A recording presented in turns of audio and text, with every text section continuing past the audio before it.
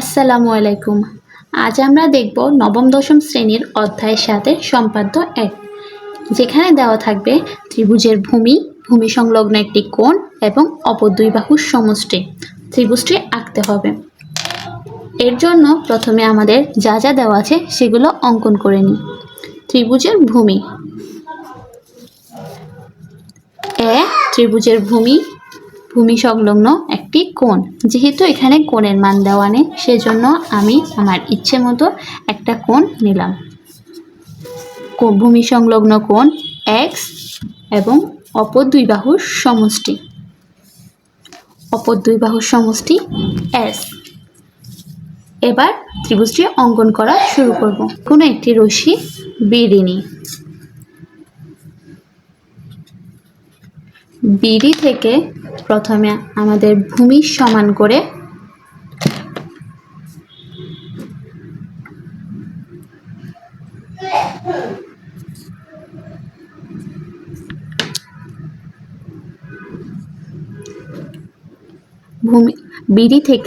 ভূমি সমান করে বিসি কেটে নিই।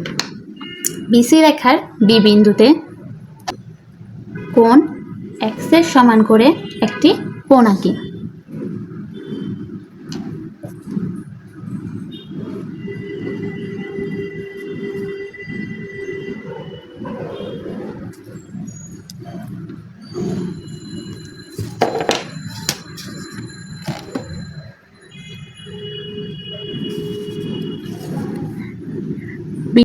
বিসি রেখার বি বিন্দুতে কোণ এক্স এর সমান করে CBF অঙ্কন করি। BF রেখা থেকে দুই বাহুর সমষ্টি এস এর সমান করে BE কেটে নিই।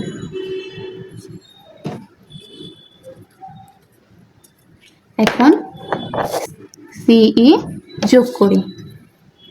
CE রেখার যে পাশে বি বিন্দু রয়েছে সেই পাশে কোণ BEC এর সমান করে সি বিন্দুতে একটি কোণ অঙ্কন করি।